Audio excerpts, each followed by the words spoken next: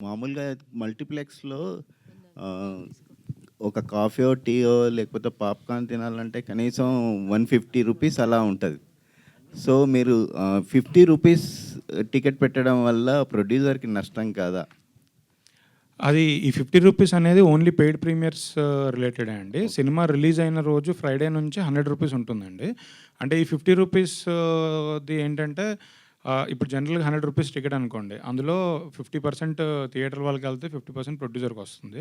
So, producer తన 50 rupees వదులుకొని only theatres వాళ్ళకి వాళ్ళ షేర్ వాళ్ళు తీసుకొని 50 రూపీస్ టికెట్ ఇద్దాం అనేది ఐడియా. ఇంకా అదే నేను చెప్పినట్టు ఈ పాప్‌కార్న్, కోక్ అయి మేము ఎలానో తగ్గించలేమండి. అది ఆళ్ళ డెసిషను. మేము తగ్గించమని ఎన్ని సార్లు అడిగినా వాళ్ళ సర్వైవల్ ఇష్యూ అది.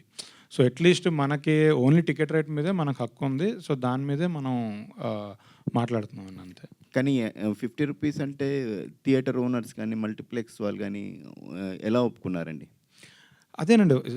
వాళ్ళకి కూడా సర్వైవలే. ఇప్పుడు ఒక సినిమా ఇప్పుడు 'కల్కి' లాంటి సినిమా రిలీజ్ అయిందండి. రిలీజ్ రోజు మన ఆంధ్రప్రదేశ్, తెలంగాణలో 2000 థియేటర్లు ఉంటే 2000 థియేటర్‌లో అదే సినిమా పడుద్దండి. అది ఎలా ఉన్నా పడిపోద్ది. హౌస్‌ఫుల్స్ అవుతాయి. ఫస్ట్ 1 వీక్ అదే జరుగుద్ది. బట్ 1 వీక్ తర్వాత కొన్ని థియేటర్స్ తీసేస్తారండి.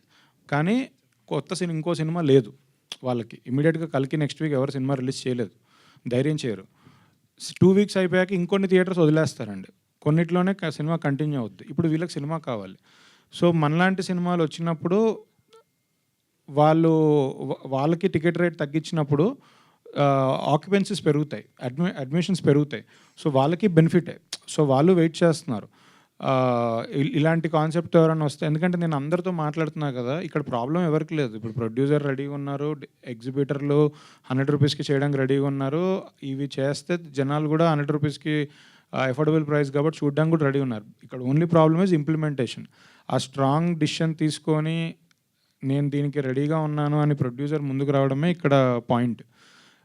వన్స్ ప్రొడ్యూసర్ వచ్చారు అంటే ఇంకా మొత్తం ఎకోసిస్టమ్ అంతా దాని ప్రకారం టర్న్ అవుతూ ఉంటుందండి. ఇష్యూ ఏం లేదు. అందరూ హ్యాపీగానే ఉన్నారు. ఓకే. అంటే సాధారణంగా సినిమా టికెట్ల రేట్ల విషయానికొస్తే పెద్ద సినిమాలకే టికెట్ రేట్లు పెంచాలని గవర్నమెంట్‌ని రిక్వెస్ట్ చేయడం అదంతా దీనివల్ల చిన్న ప్రొడ్యూసర్స్ కానీ మీలాంటి మీరు చిన్న ప్రొడ్యూసర్‌ని అనడం కాదు.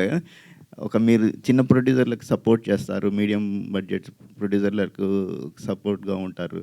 సో, అలాంటి విషయాల్లో వాళ్ళకి సంబంధించిన బెనిఫిట్ జరిగేలాగా గవర్నమెంట్‌ని ఏమన్నా ఆహ్, రిప్రజెంట్ చేసే ఆలోచన ఏమైనా ఉందండి?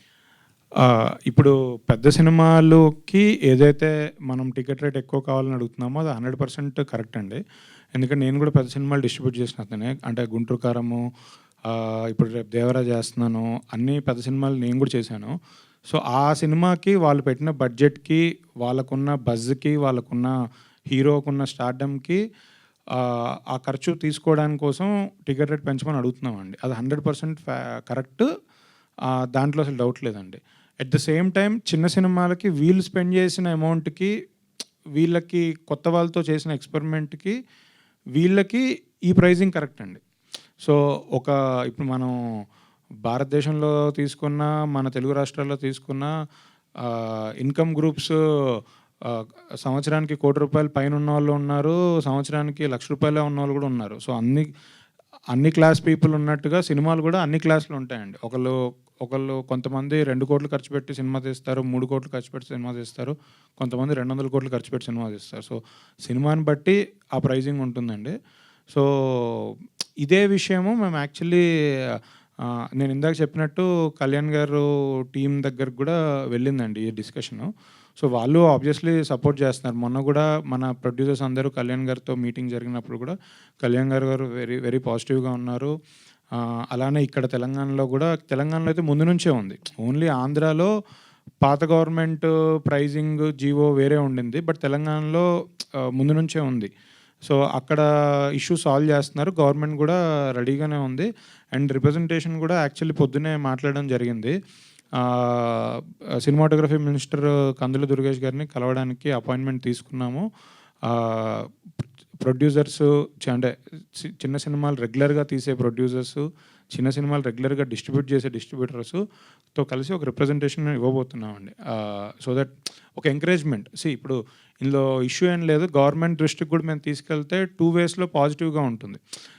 అందరికీ అది అర్థం అవుద్ది. ఓకే, వీళ్ళు అఫోర్డబుల్ ప్రైజెస్లో ఇద్దాం అనుకుంటున్నారు అనేది అందరికీ ఒకటి అర్థం అవుద్ది. ఆ మెసేజ్ పాస్ అవ్వడం కోసం ఒక రిప్రజెంటేషన్ ఇవ్వడం జరుగుతుందండి నెక్స్ట్ కమింగ్ 2-3 డేస్లో. అవుట్ ఆఫ్ బాక్స్ క్వశ్చన్ అండి ఒకటి. మీరు గీతా ఆర్ట్స్లో చాలా యాక్టివ్గా ఉంటారు కాబట్టి అడుగుతున్నాను. సో అల్లు అర్జున్ గారు బియర్డ్ ట్రిమ్ చేసుకొని యూరోప్ వెళ్ళిపోయాడు అనేది ఇప్పుడు సోషల్ మీడియాలో బిగ్గెస్ట్ అసలు అసందర్భంగా ఉండే ఇక్కడ అసలు మనం మాట్లాడకూడదు ఈ టాపిక్. అంటే మనం డివేట్ అయిపోతున్నాము. నాకు పేక మెడల్ గురించి మీరు 100 క్వశ్చన్లు అడగండి, నేను రెడీగా ఉన్నా. అంటే అసలు ఆ టాపిక్లలో మనం వెళ్ళొద్దు, మనకొద్దు. సుకుమార్కి అసలు నాకు సంబంధం లేదండి. నేను మీ క్వశ్చన్ కూడా వినట్లేదు. ఓకే.